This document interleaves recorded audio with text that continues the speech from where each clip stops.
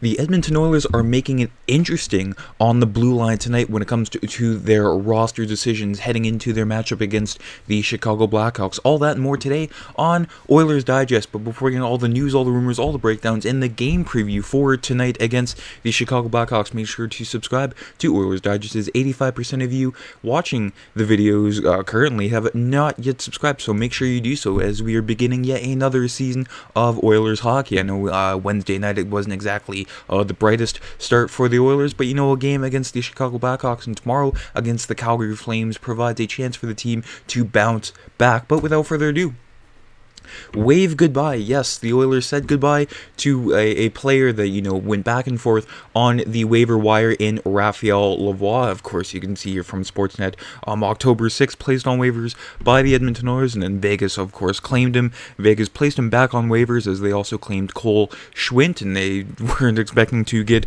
both, and then the Edmonton Oilers claimed him back off waivers, and then, they weren't...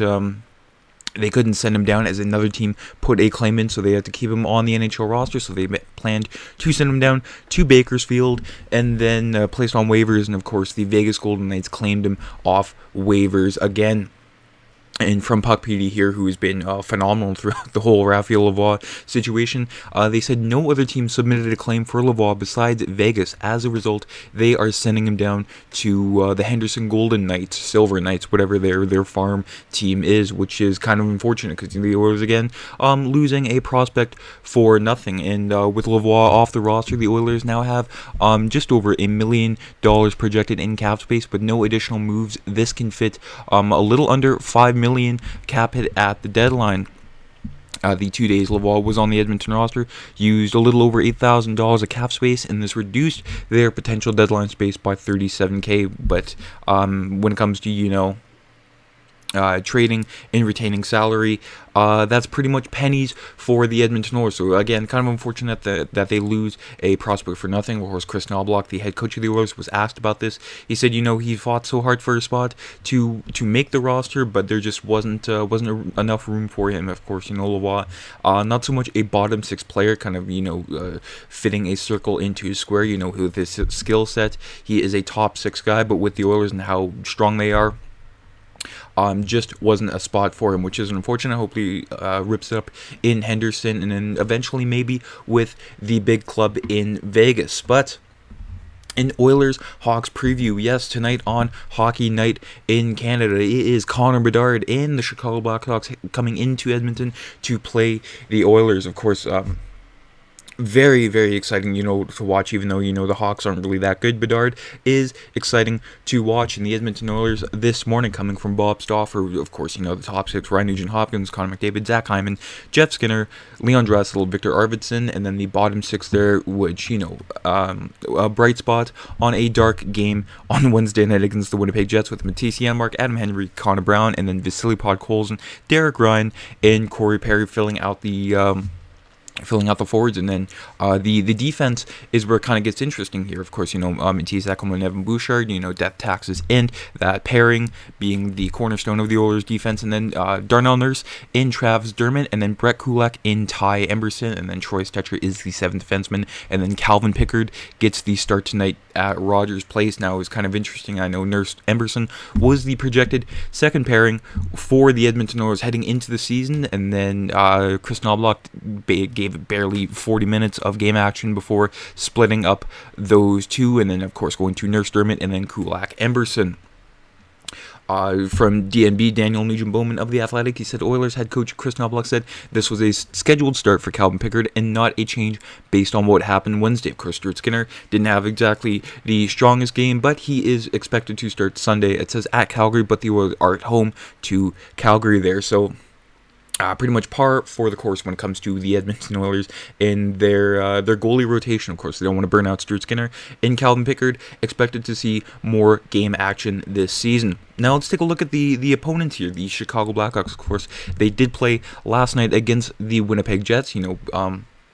Playing the Jets a lot tougher than the Oilers did on Wednesday night, and they eventually lost 2-1 in overtime. You can see there Nick Foligno, Connor Bedard, Teuvo Teravainen for their top line, and then a couple former Oilers here throughout the lineup. Taylor Hall, Philip Kurashev, Tyler Bertuzzi, their new free agency acquisition, and then Ilya Mikheyev, Jason Dickinson, Joey Anderson, and then finally two former Oilers on this fourth line with Pat Maroon and Andreas Athanasiou, with Ryan Donato down the middle for that one. So I mean, on paper, it's a much better team than it was last year. Of course, there's still some gaps with the Chicago Blackhawks, but with what Kyle Davidson is doing in Chicago, you kind of have to commend them for it.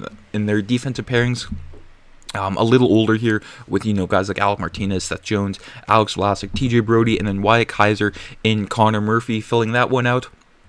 And then Arvid Soderblom got the start last night in Winnipeg, so tonight it will be Peter Mrazek getting the start, or he's projected to get the start against the Edmonton Oilers. When it comes to the Oilers' defensive pairs and switching it up, Kris Knoblauch had this to say. He said the team wasn't going well the first two periods, and sometimes you make a switch to help an individual. This individual, it could either be, Darnell Nurse or Ty Emberson. Take it for what you will. Sometimes you do a switch just to change up things for the team. In the third period, I thought the team played better, and Nurse and Dermott played better, and so did Kulak and Emberson. And when it comes to Ty Emberson's thoughts, he was asked about, his first regular season game with the Oilers, what his thoughts were, what went wrong, what he could do, and he says, my composure, a couple of puck plays, positioning things, slowing my game down, of matching the speed of the other team rather than being too fast or quick. The first game of the season wasn't good enough from my end or anybody's end, of course. Not many Oilers did have an exceptionally strong game on Wednesday. It was more just a team effort of not being that good. You learn from that, not being good enough. And I know what I have to do better. I watched some video, but we've all played hockey long enough to know what we need to work on.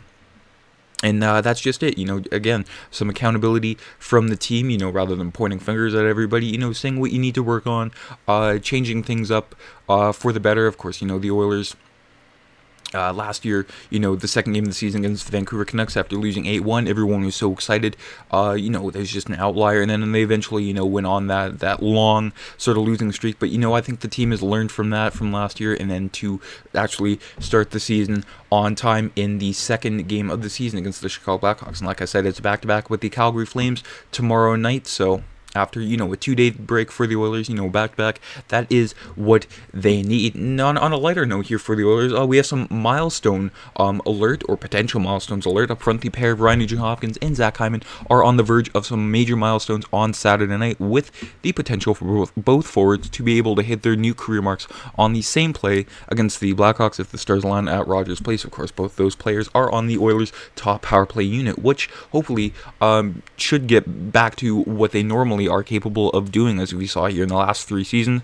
Nugent-Hopkins is 1 point shy of 700, while Hyman is 1 away from breaking the 400 mark. So something to look at as the game happens tonight. Let me know down in the comments what you're excited for. Are you happy with the lineup switches? Should Skinner have gotten this game and Pickard tomorrow night? Let me know down in the comments. Enjoy the game tonight and the rest of the games. I mean, the first Hockey Night in Canada of the season is monumental, and I am more than excited to watch it. Have yourselves a fantastic evening. Enjoy the game. I'm Matt.